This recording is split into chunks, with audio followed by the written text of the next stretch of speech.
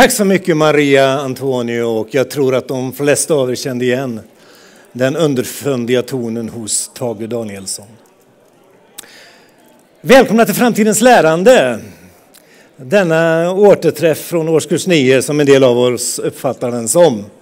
Det är gamla bekanta runt om i landet som har varit med ett tag när det gäller frågan om IT i skolan ses för att utbyta erfarenheter och tankar vad som hänt sen sist. Och där en ny generation entusiaster får träffa de gamla. Vi hoppas att vi i år ska ta ett steg till. Bort från de här enskilda exemplen. De här goda exemplen utifrån olika håll i landet. Bort från alla utbrända eldsjälar till lite mer utav robusta och hållbara strategier för skolutveckling. För att ni ska känna er riktigt välkomnade och få lite mer information om konferensens tankar och innehåll, så välkomnar jag då till denna scen ordföranden i Stiftelsen Datorn i utbildningen, Peter Becker. Välkommen!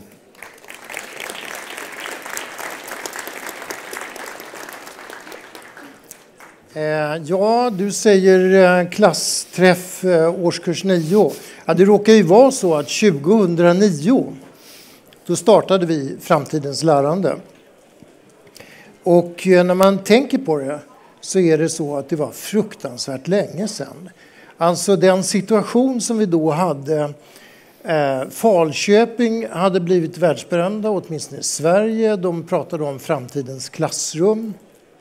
Och en kommun hade gjort, egentligen några fler kommuner, hade gjort vad man kallade end-to-end-satsningar.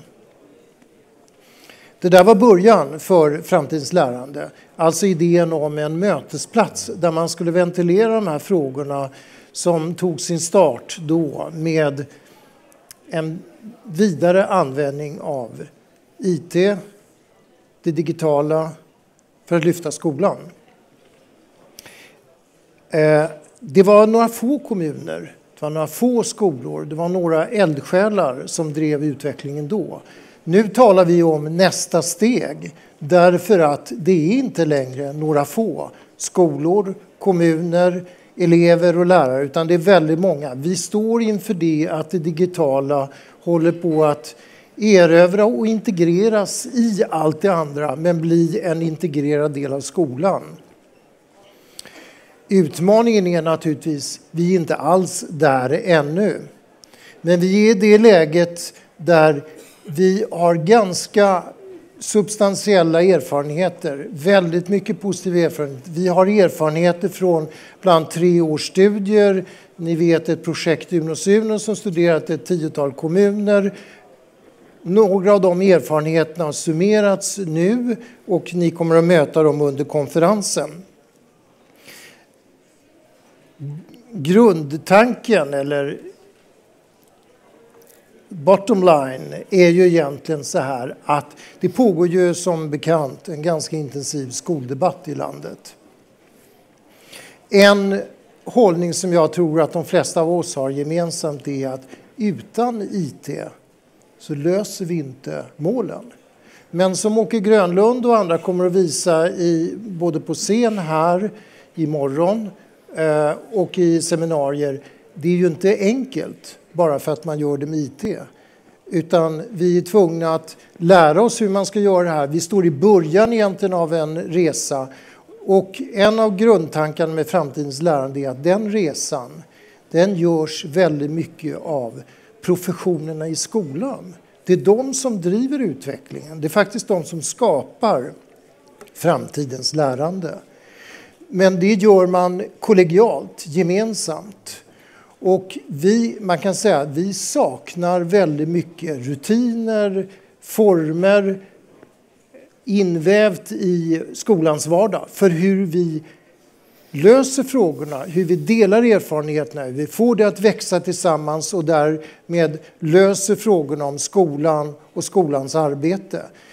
Men det är med IT och det är tillsammans med kollegorna och det är alltså det kollegiala.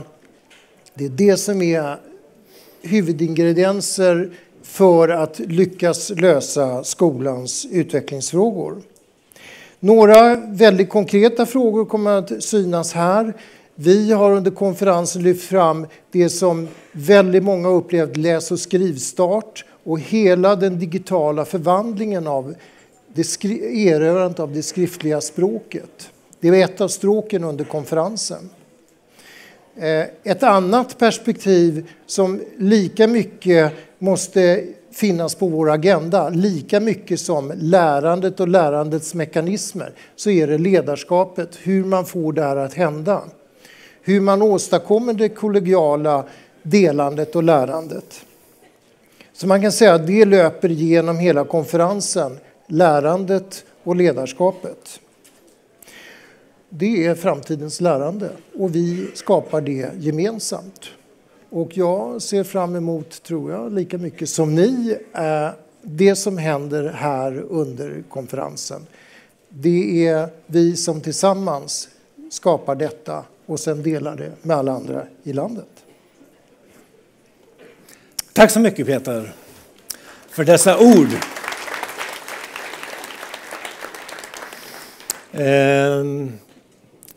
Then it's time for me to change the language, åtminstone delvis, och säga att jag är proud to introduce to you Valerie Hannon. Om Valerie kan sägas mycket. Hon har varit teacher, researcher, director of education i ett ganska stort engelskt county. Idag jobbar hon som styrelseordförande för InnovationUnit, en forskningsstiftelse som tidigare tillhörde engelska regeringen men som idag är fristående. Hon är också en ofta anlitad och mycket respekterad rådgivare till OECD och deras arbete med att fundera kring the future of learning eller the learning in the future. Hon har skrivit en bok som travesterar på det engelska uttrycket earning a living, men hennes boktitel är Learning a living. Welcome to Sweden, welcome to Stockholm and welcome to this conference. A big hand for Valerie Hannon.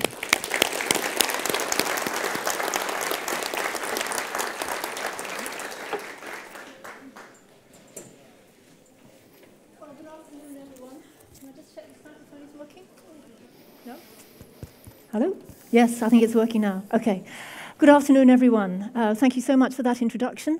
May I first of all thank DIU for inviting me, giving me the privilege of addressing you and kicking off your conference with a keynote, in which I hope to try to kind of set the big picture against which your discussions around the utilization of technology in education will be set.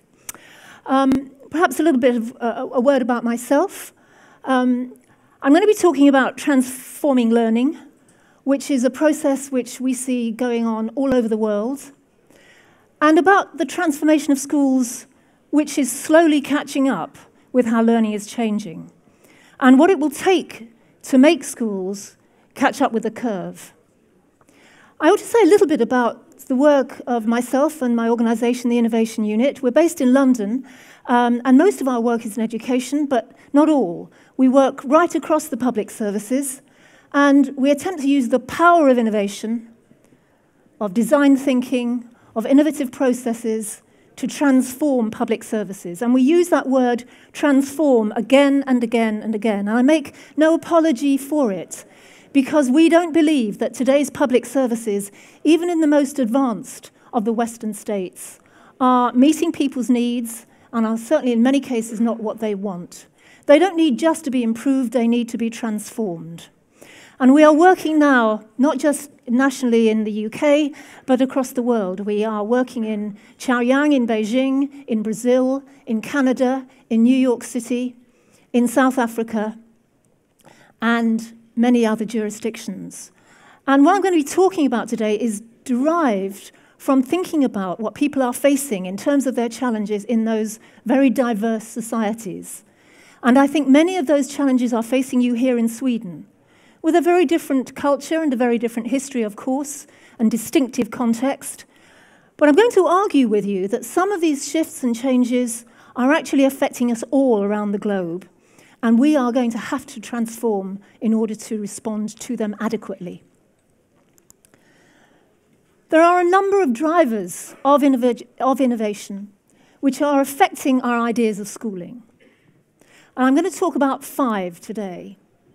They are pressing down on organised learning in very interesting ways. And the 5 pressures I want to talk about are globalisation, demography, a distressed environment,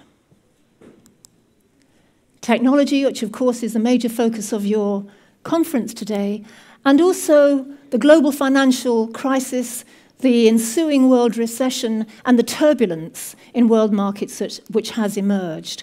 These 5 drivers are forcing themselves down onto organised learning and shifting its shape, forcing it to transform in what we believe are some very, very interesting ways. I'm going to concentrate on 4 of those today, 3 fairly briefly, and 1 in some more depth. Obviously, the one I will concentrate on is technology. But let me start in some perhaps unexpected places. I want to start with globalisation. And when you think about globalisation, do you imagine that it impacts upon you as educators? I wonder how many people do. So what? What is it that we see IT and containerisation shrinking world markets across the world, that we see logos instantly familiar in any continent, that we see students crossing the globe to study and finding very different homes for their further education? So what? Well, these integrated world markets mean lower cost producers are making it possible for industries to shift from continent to continent almost in the blink of an eye. I was in Australia a month ago when it was announced. I was in South Australia, actually, where Toyota had their major plant. And the day I was there, Toyota announced that it was pulling out of car making in Australia completely. The shock across the state was immense. It has been a huge employer, a huge driver of their economy. And with Toyota leaving, there is no more car manufacturing in Australia. People are still reverberating from the shocks of this. They could kind of see it coming, but the instantaneous means by which a big multinational global employer can suddenly shift their processes can have an immense effect. Jobs quickly transferred, consumers and researchers looking around the world for the best. Any serious scientific endeavour these days is a collaborative, global, multinational one. Therefore, the products that your students need, an education worth having, means that they need skills of a much higher order. These are the ones that are going to be at a premium in order, in some ways, to try to safeguard the roots of productivity and thriving economies in your societies. And education itself is globalizing. Mobile students, distance and online learning, and competition between providers. In the Financial Times, I was reading in the newspaper on my flight here, it announced that the UK has just won a £1 billion contract with Saudi Arabia to build 100 further education vocational colleges across Saudi Arabia. That is in the context of a market of £17 billion, which the UK earns every year from education overseas markets. In England currently, in our higher education system, there are more Chinese students studying master's degrees than there are English students. More Chinese students studying for postgraduate degrees than there are English students. And think about that well-known friend of us all, PISA. What has PISA done but to globalize education and to make people start to think about how their education service measures up with and compares with others? For good or for evil, I would say, for good or for evil. And there are many aspects of PISA which I think are thoroughly negative, but I want to come back to that. In the context of all this globalization, nevertheless, paradoxically, understanding one's own identity, one's own culture, one's own sense of belonging and core values becomes even more important. And I would argue, therefore, that even in a highly technological and sophisticated environment, the institution of schools may have a very important role to play here if they can get it right. So globalization is one. Demography. This amazing face is of a woman called Cruz Hernandez, who, when she died 5 years ago now, was 128, and she was thought to be the oldest woman in the world. There are now in Japan 55,000 centenarians. They are becoming not uncommon.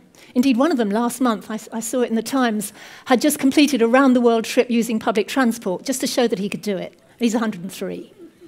In the UK at the moment, 25% of our 16-year-olds will live to be over 100. And I imagine that the proportion in your country is pretty much the same. Well, what's all this got to do with us? Demography is going to shift the worldwide demand for learning in transformational ways. And it's a story of two parts. In the developing world, if you go to Africa or to India, the youngest country in the world, the passion and the demand and the drive for education is almost overpowering. People see it almost literally as their salvation, not just the way to a prosperous life, but sometimes to continuing life itself.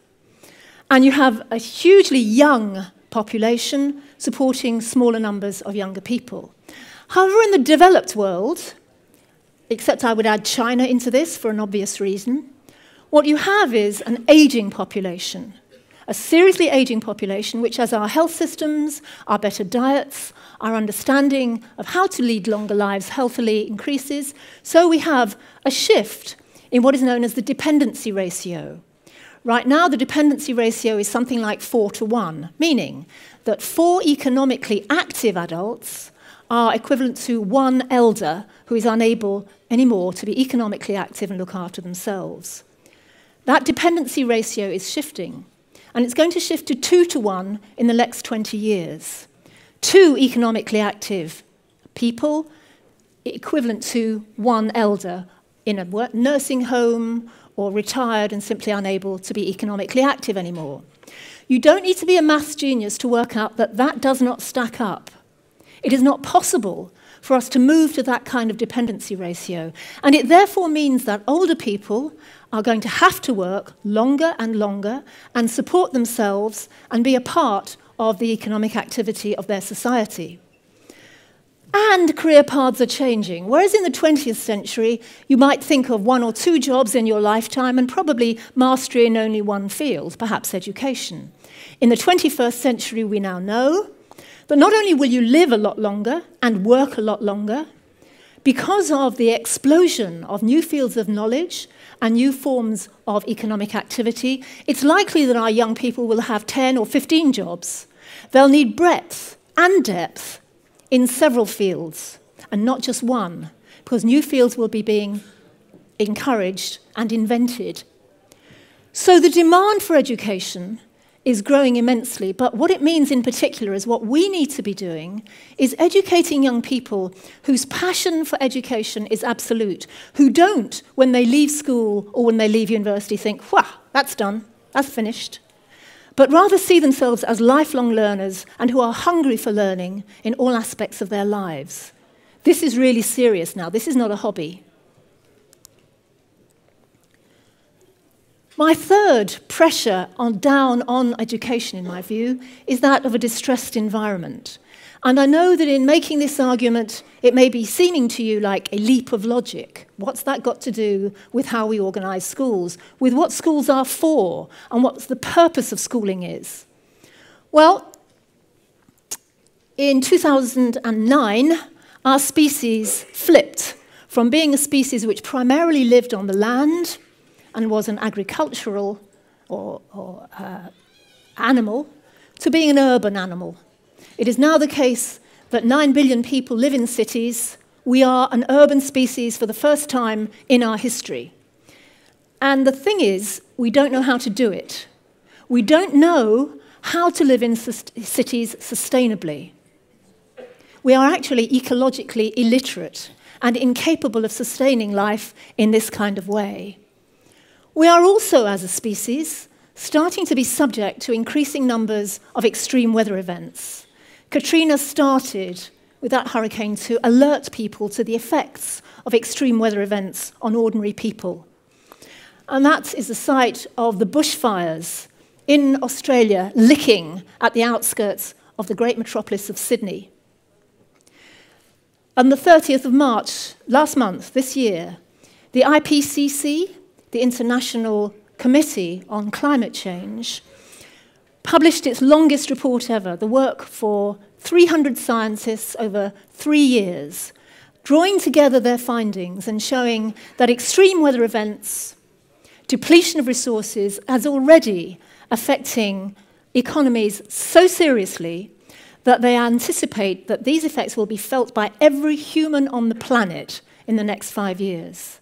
Certainly in my country, with the floods this year, the extreme weather events, far more people than ever before have started to ask questions about what we are doing with our planet.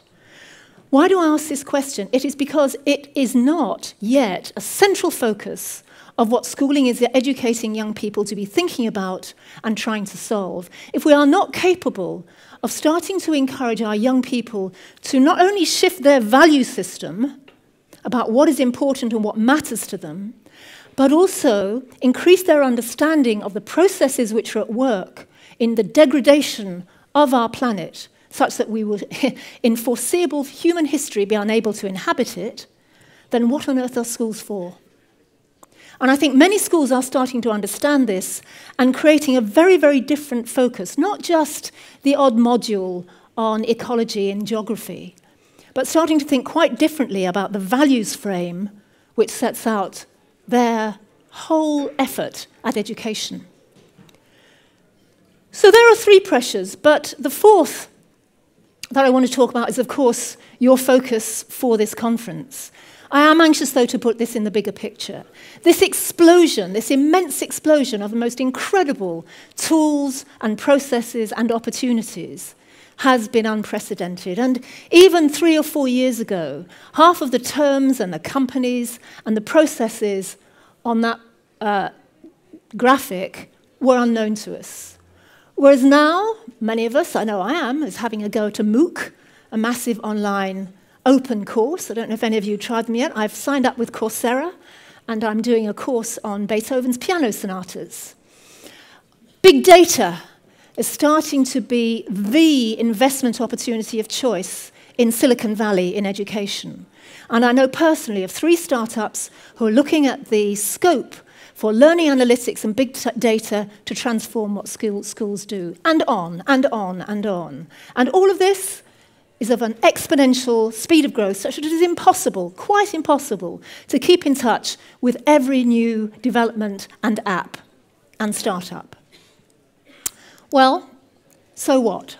I had a look at an outfit called the New Media Consortium. If you Google them, New Media Consortium takes a look at new possibilities in technology in education and does a kind of a horizon scan of what is likely to be in our schools and colleges in the next few years. And I'm going to show you the results of one that they did in 2012, when it said that in 1 year or less, we will find cloud computing, tablet computing, collaborative environments, and mobile apps pretty commonly throughout our schools and colleges. Remember, this was done in 2012. Okay, so just think about their predictions. They predicted that in 2 to 3 years' time, we would be seeing game-based learning, which I think we are increasingly familiar with, learning analytics, as I have just said, the capacity for the utilization of big data to enable learners to be tracked, to analyze their competencies and their problems, and to devise smart programs which will enable them to rectify those difficulties. Digital identities, a single identity which you use to track your whole progress through the web across the internet and make surfing an utterly smooth and seamless experience. Personal learning environments, which is not so much a technology itself, but more an approach. Personal learning environments enable people to choose and bring together in groups their favorite apps, their favorite processes and devices, and organize them in ways which suit their learning style and make learning suitable and powerful for them. As one techie put it to me, this is preparing students to learn without us.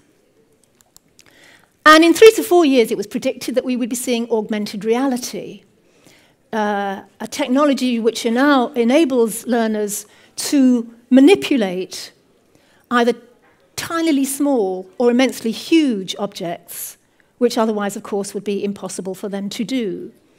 natural user interfaces which integrate gesture and voice recognition to give commands. I suppose you could say that Google Glass is a form of using a natural user interface. Has anyone seen any Google Glass yet? You've seen someone walking down the street? They're about. They're starting to appear. Semantic applications, which will mean that when you do a search, rather than just stupidly looking at that word, the browser, the search engine, will be able to take into account context, meaning, and make your search far more focused, far more powerful. And finally, the Shangri-La that we've been looking for some time, tools to assess those 21st century skills like creativity and collaboration, which have so far eluded people's capacity properly to assess. Well, that was their set of predictions from 2012. And then last year, in 2013, they updated it. They bring out this survey every year. You might want to take a look. And they pointed out that, yes, indeed, tablet computing, game-based learning, absolutely here. And now, most schools that I speak to, they're into cloud computing. They're there. Mobile learning, bring your own devices, absolutely. But notice up the top, we've got a few new ones. 3D printing. When I compiled this slide, I'd never seen a 3D printer. I thought it was mad. I mean, how many people in the room have now seen 3D printers?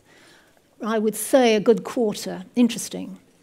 And they are moving, as I understand it, to being capable of using different kinds of materials, not just that kind of tacky grey plastic that they have.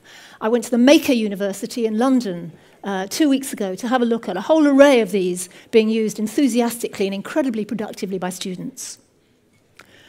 Virtual and remote labs is a new entrance as well, so that people are able now to use laboratories genuinely to behave as scientists, even though they don't have physical access to them themselves. These are now completely possible. So it's a stunning array, an absolutely stunning array of possibilities, startling, perhaps intimidating, but that is where we are. However, what's the purpose? What's it for? If we don't ask that question in the context of some of the challenges I set you before, I believe that we are not only going to simply not realize the potential of our technologies, but also we will not be giving our kids what is the most important thing, the education that's worth having, the education that enables them to grapple with the big problems that they face as individual human beings, as social human beings, and as creatures who want to stay on this planet a bit longer. There are two major ways of thinking about this. This is the dominant focus that you will find when people talk about tech these days.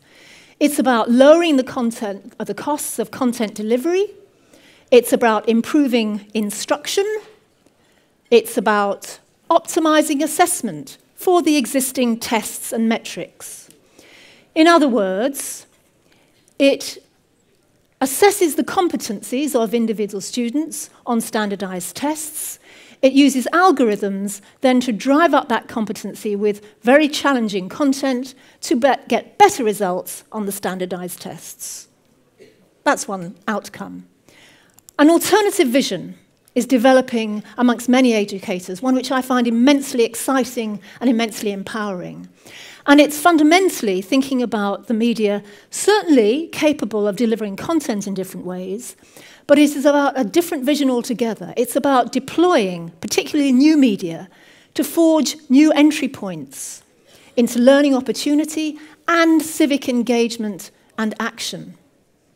It's less about improving individual competitiveness, and it's more about learning writ large, centering on values and equity, and really full participation and collective contribution. This is about giving young people access to experts anywhere.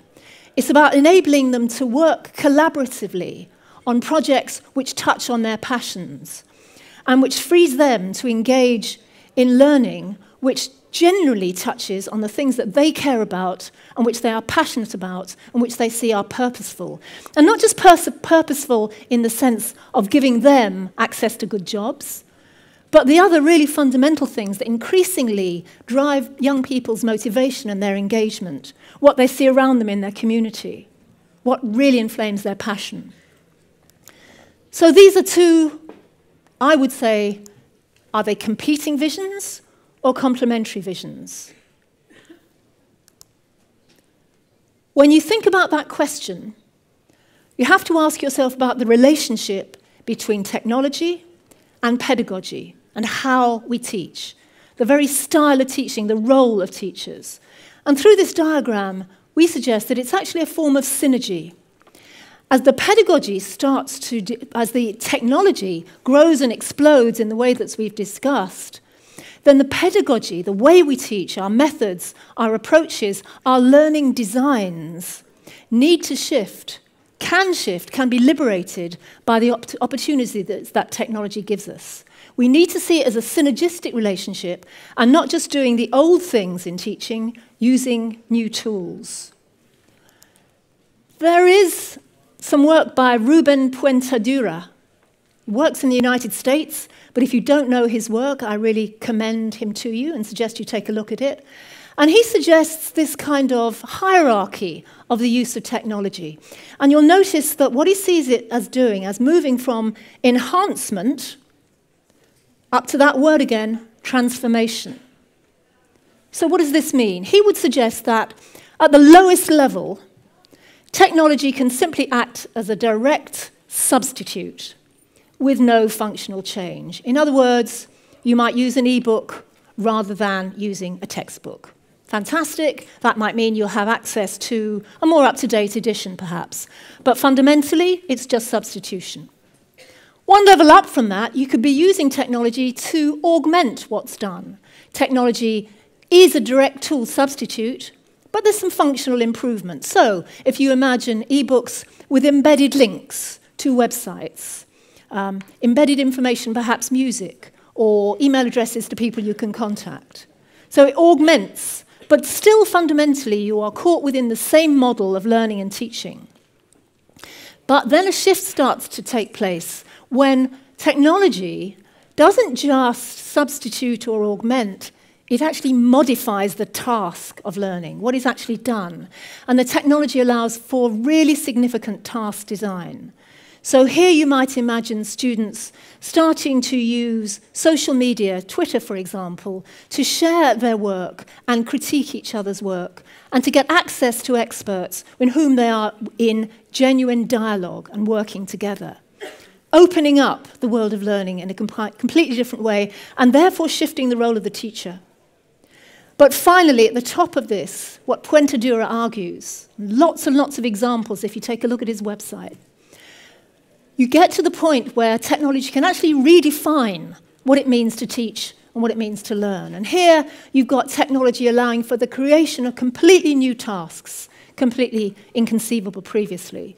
So rather than writing an essay or writing a paper, say, about the behavior of birds, students might be going out with their mobiles, creating videos, analyzing those with the help of other tools, creating a video and putting it on YouTube, putting it out there to be critiqued by a collaborative set of peers, and coming back with each other to create completely new products, some of them publishable quality.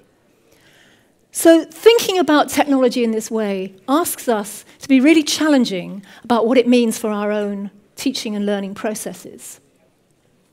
If you think that I have been kind of overblown in my futuristic predictions, let me suggest that you take a look at Al Gore's book of 2013 called The Future. The subheading there, you perhaps can't read it, says, if you're concerned about the massive changes the world is just heading into, then you should read this book. If you aren't, then you must read it. And Al Gore touches on all the shifts that I've been talking about, but he also adds two more that I want to just throw into the mix.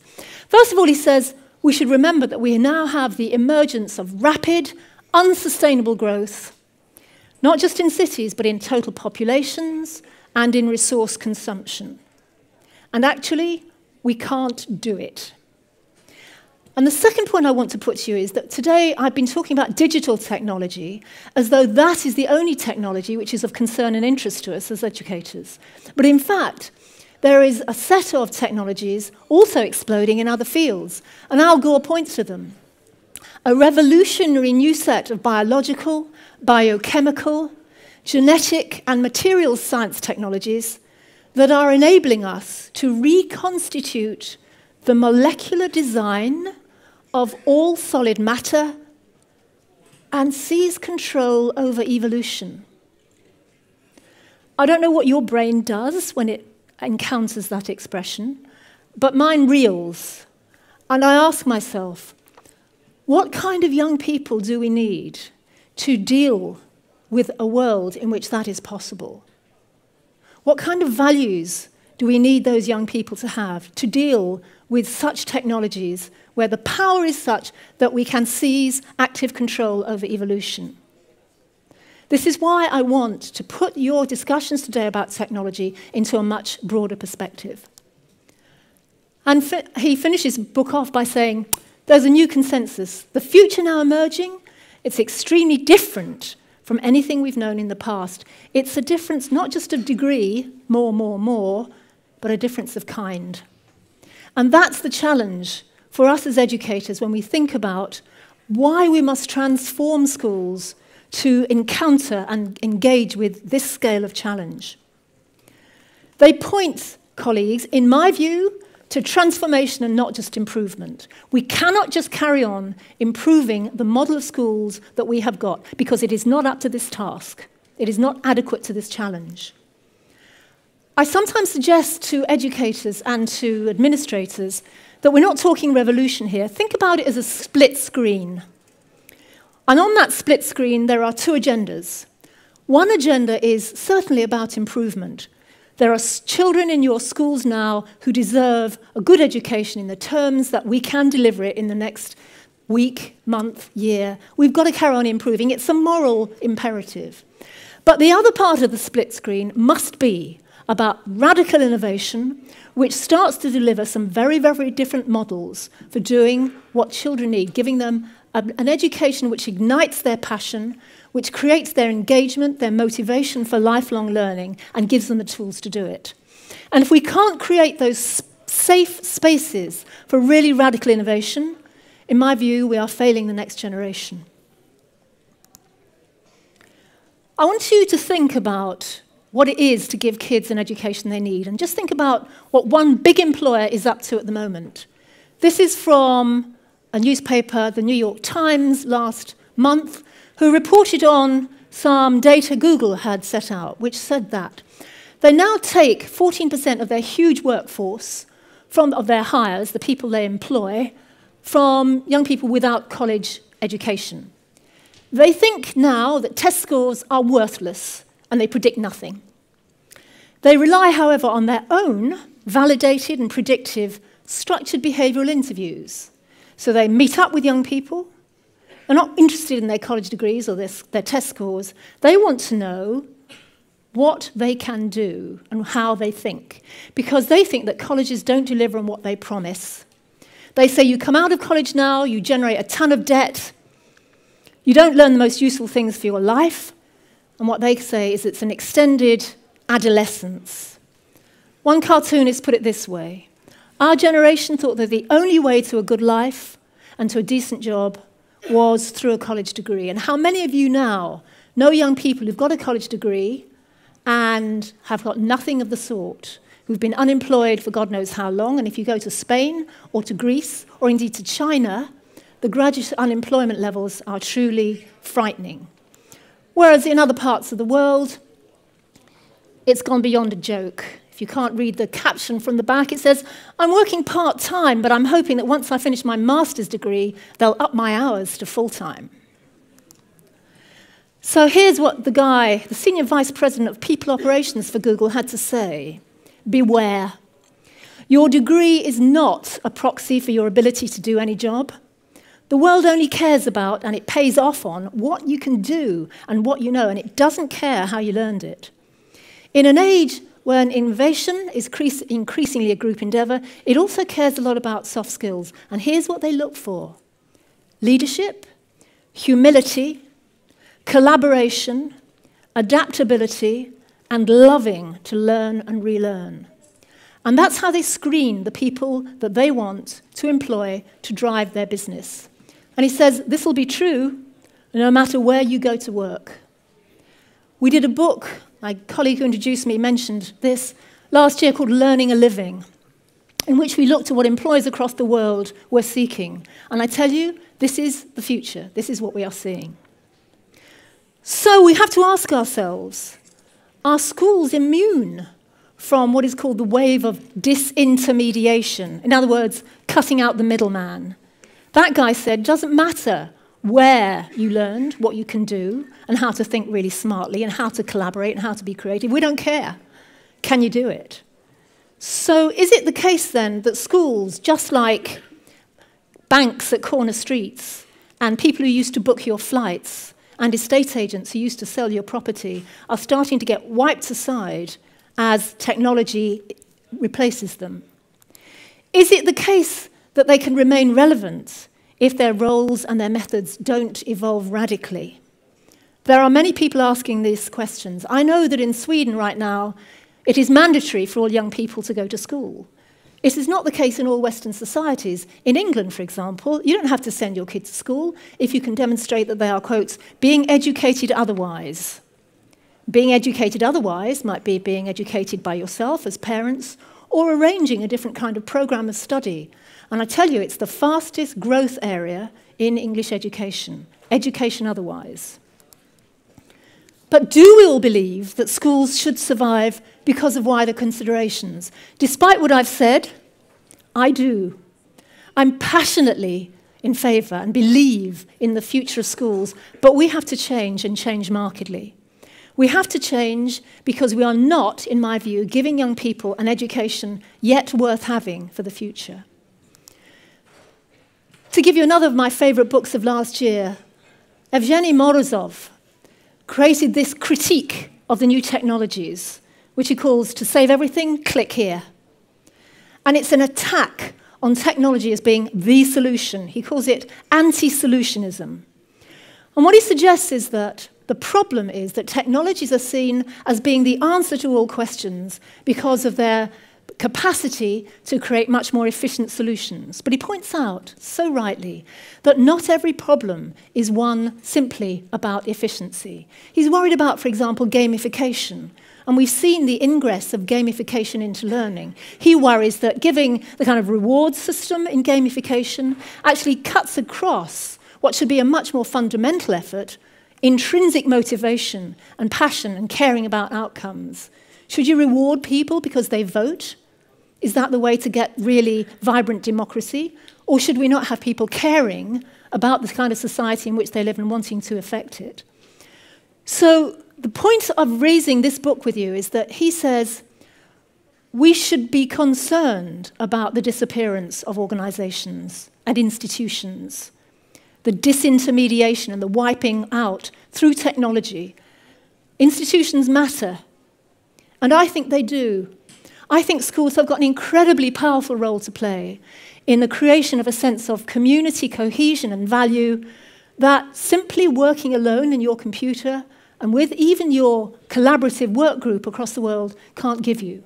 And I think it's very important that we value this. But that means change. That means transformation. It doesn't just mean improvement. And if we want to see schools change, we're going to have to see transformational, shape-shifting changes in place, where learning goes on. If it's 99% inside classrooms, what on earth are we doing? Now that we can liberate young people from being stuck in a classroom to actually using their devices, using their cameras, using their freedoms to create learning and internships in a whole range of organizations beyond the classroom. There need to be shape-shifting uses of time. The idea that we continue to see the school as a kind of factory and personalization as giving each kid their own assembly line is just another form of improvement. Should we not be thinking about blowing up the factory model and using time very, very differently. Shape-shifting changes in pedagogy, the very role that the teacher plays, moving from thinking that she has to know every answer and deliver it and instruct, as opposed to enabling a really powerful learning process, and actually moving to becoming a designer of learning experiences. That's what you need to be, designers of learning experiences with a design mindset.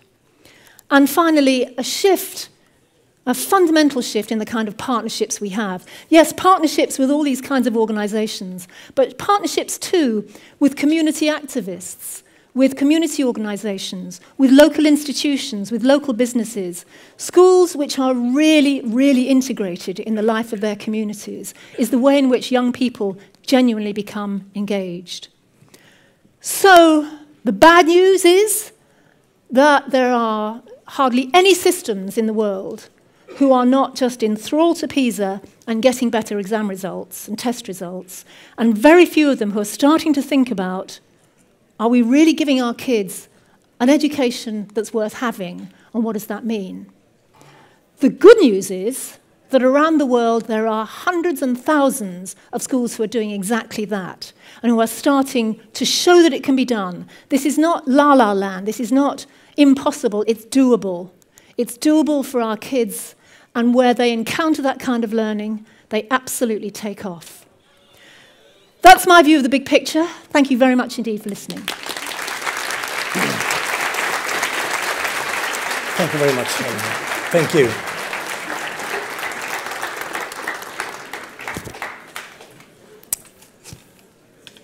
Okej, vi ska fundera vidare lite grann på vad detta då kan innebära i en svensk kontext. Och därför så välkomnar jag vår nästa gäst. Och det är Lärarförbundets första vice ordförande, Ann-Charlotte Eriksson. Välkommen hit. Tack. Och en första naturlig fråga till dig blir ju naturligtvis att om det ligger något korn av sanning i det Valerie har sagt. Vad innebär det för lärarprofessionen och för skolan? Alltså vi måste ju inse när vi har hört det här fina föredraget att vi måste ta steget in i den moderna skolan. Och jag är helt övertygad om att ni som har lyssnat idag, ni är ju redan på väg in i den här skolan.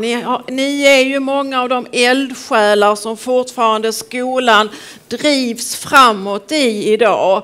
Men jag är också övertygad om att vi måste nu ta steg in i ett systematiskt tänkande. Det går inte längre att bygga framtidens svenska skola på er, även om ni gör ett fantastiskt jobb. Vi måste systematisera på något sätt det som måste ske utifrån den utvecklingen vi just har hört kommer att beskrivas här. Vi måste ta stegen nu, och därför är det så otroligt glädjande att ni, Lärarförbundet, Datorn i utbildning och flera har ju länge krävt att nu måste regeringen ta sitt ansvar och införa en nationell strategi för att vi på ett systematiskt sätt ska i varenda förskola och skola i Sverige ta till oss den kunskap som vi har hört här idag. Och nu har ju äntligen regeringen ändrat sig och lovat att det blir en nationell IT-strategi. Och det är tack vare vårt gemensamma krav länge i de här frågorna. Vad har du för förväntan på denna strategi? Vad ska den innehålla och vad ser du framför dig? Jag tror att vi måste titta på flera frågor. Den centrala frågan vi hörde i det här är ju, vad är kunskap? Vi måste ju börja där. Vad är det för typ av kunskap vi måste ge våra elever? Det finns ju väldigt lite av målbeskrivningar i nuvarande läroplan om vad för slags kompetenser som behövs i framtiden. Vi hörde ju här om det digitala lärandet, att lära. Vi hörde om det livslånga lärandet. Vi hörde om det kritiska tänkandet, att problematisera. och så vidare. Det är ju just den typen av kunskap som vi måste fokusera och som måste stå i centrum i en digitaliserad värld. Så det är väl det första vi skulle vilja ha in i en plan. Det är vad är det för typ av kunskap som behövs för framtiden idag. Sen skulle jag också naturligtvis vilja titta på vad är det för, när vi har klart för oss det här är den digitala kompetens som krävs. Vad är det då för nästa steg blir ju då, och hur undervisar vi då det? Hur går vi då dit om vi ska nå den kunskapen? Hur kan vi då undervisa för att nå? Vad behöver vi då för lärverktyg? Vilka kompetenser behöver vi som lärare? Och hur kan vi skapa en IT-relaterad undervisning? Och där måste ju vi lärare få förutsättningar att vara lärare i en digitaliserad skola. Och skolledare måste få förutsättningar att leda utifrån de krav som det ställer. Och jag skulle vilja säga att idag så har vi ju allt mer sett som 1-1 införts på många skolor. Men jag tror att ni såg och har hört att det innebär också att lärarna har fått dra ner på sin tid, har fått större grupper, mindre tid till förberedelser därför att man har infört 1-1, det vill säga kostnaden har belastat oss lärare. Vi får sämre förutsättningar och det kan jag aldrig acceptera. Ni får väldigt gärna läsa mer om detta i Lärarnas tidning som Robert, vår representant, har med sig här.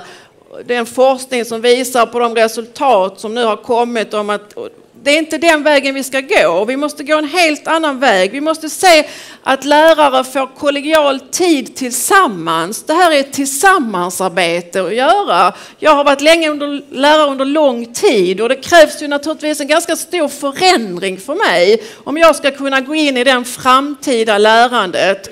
Och det måste jag få möjlighet att göra tillsammans med mina kollegor i Lund. Hör ni att jag är lärare? Hör ni på dialekten? Och vi måste ju tillsammans få tid. Och tid är ju den största bristvaran vi har i skolan idag. Och vi måste ju få möjligheter att organisera verksamheten så vi får tid att utveckla det. Och det måste också finnas med i en vilken kunskap, hur vi ska gå vidare med undervisningen och vilka möjligheter och förutsättningar att vara lärare, det måste ju vara med. Och hur vi ska kunna utvecklas i yrket. Det är viktigt att ha med en sån här strategi. Men sen tror jag också att man måste ha med delar som hur ska lärarutbildningen förändras? Vad krävs det av den i framtiden? Vilken forskning ska till för att vi ska nå steg vidare? För vi vet ju att vi har extremt lite forskningsresurser kopplat till skolan, den praktiknära forskningen. Jag skulle vilja att det fanns oerhört mycket forskning på det som ni som är engagerade gör. Och idag är det väldigt liten andel som egentligen vi forskar på de resultat vi har.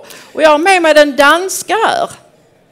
Det är ett exempel på olika initiativ man kan göra strategiskt gemensamt i Sverige. Men vi är ju inte framme exakt vid innehållet. Vi måste ju också fokusera på vad vill vi? Vad vill ni som sitter här?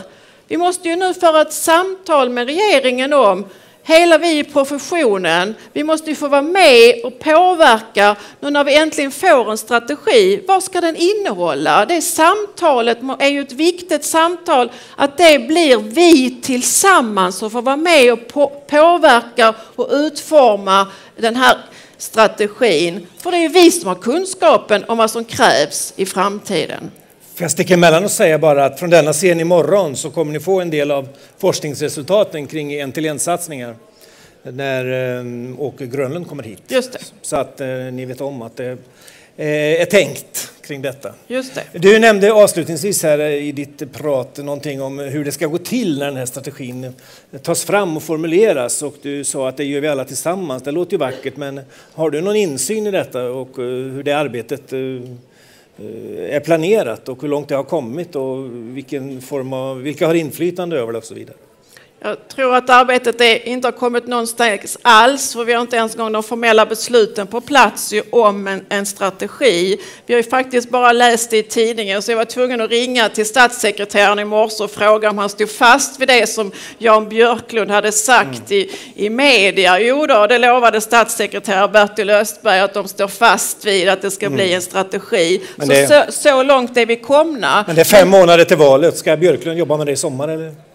Det tror jag inte, men vi skulle kanske behöva det med tanke på den framtida utvecklingen redan är här för länge sedan. Men nu tror jag att det här kommer att vi får ställa krav, vi som organisation, Lärarförbundet kommer att ställa krav på att vi ska hitta en väg där professionen får medverka i framtagande av detta. Men vi måste först få de formella besluten på plats. Det förstår jag.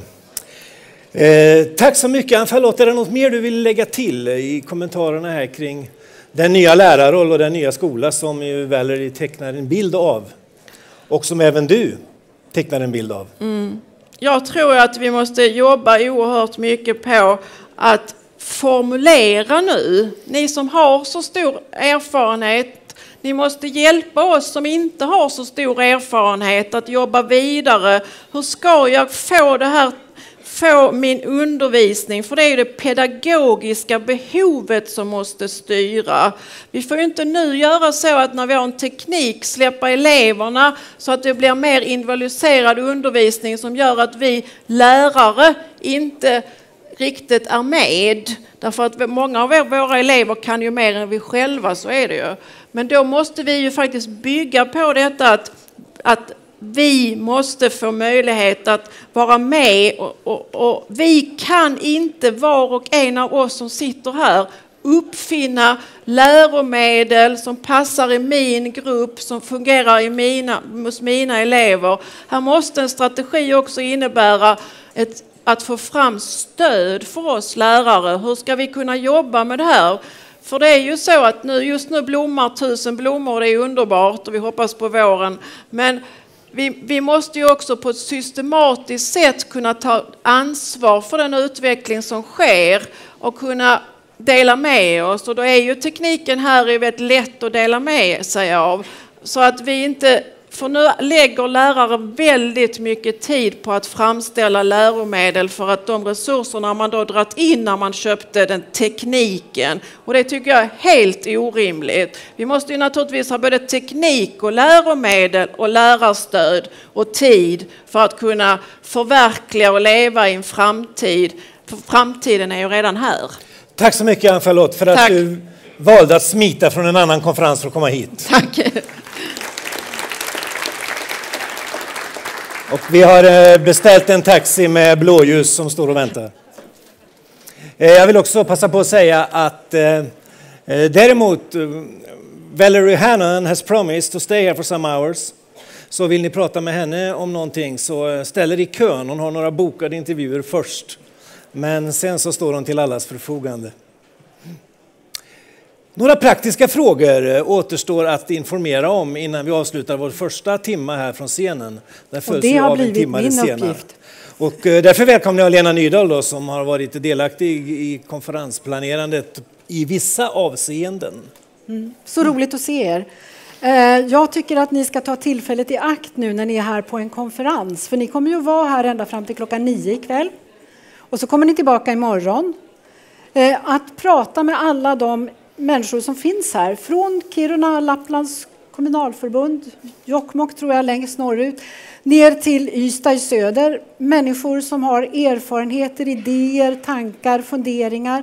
Ni har en stor del av branschen här. Ta tillfället i akt och prata med dem också om det här. Så att när ni sen kommer hem, att ni faktiskt fortsätter och vidareutvecklar arbetet mot den här skolan som Valerie pratade om och som vi ju alla som är här i alla fall väldigt gärna vill se komma så snart som möjligt så att våra ungdomar får den chans som de faktiskt är berättigade att få över hela landet i alla skolor.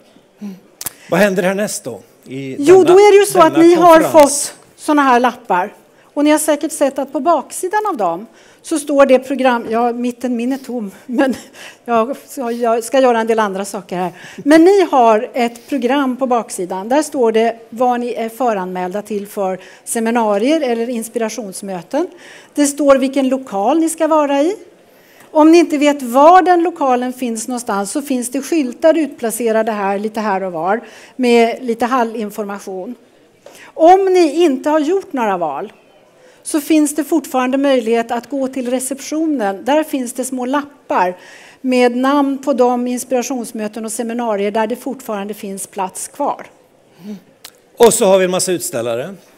Och de ser ni runt omkring er här. De är ju nödvändiga för vårt arbete. Men det är ju inte så att vi bara ska självklart ta det de erbjuder. Starta samtalet med dem kring de pedagogiska frågorna. Jag är alldeles säker på att de är beredda att ta det samtalet. Och sen skulle jag vilja säga att vi har inte bara utställare, vi har en mängd ungdomar här som jobbar. De gör intervjuer, både skriftliga intervjuer, de gör videointervjuer.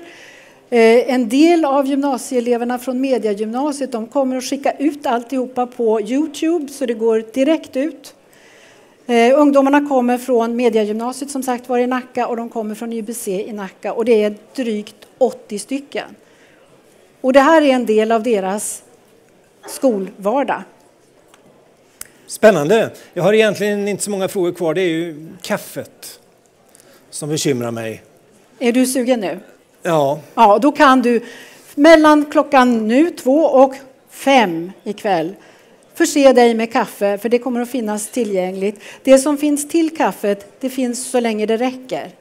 Det ska finnas till var och en. Det finns lite smoothies och det finns lite frukt och det finns frukt och kaffe. Okej.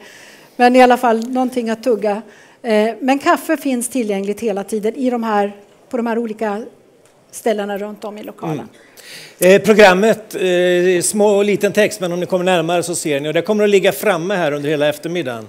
Och då ser ni ju tiderna för de 3 valbara passen och att vi återsamlas här klockan 6:15. Och att det som ett självklart obligatorium ingår att ni ska vara med på buffén som tar sin början en timme senare, 19:50. Ja. Då var det slut från scenen den första timman. Ha det så bra på era valbara seminarier. Ta vara på tillfället.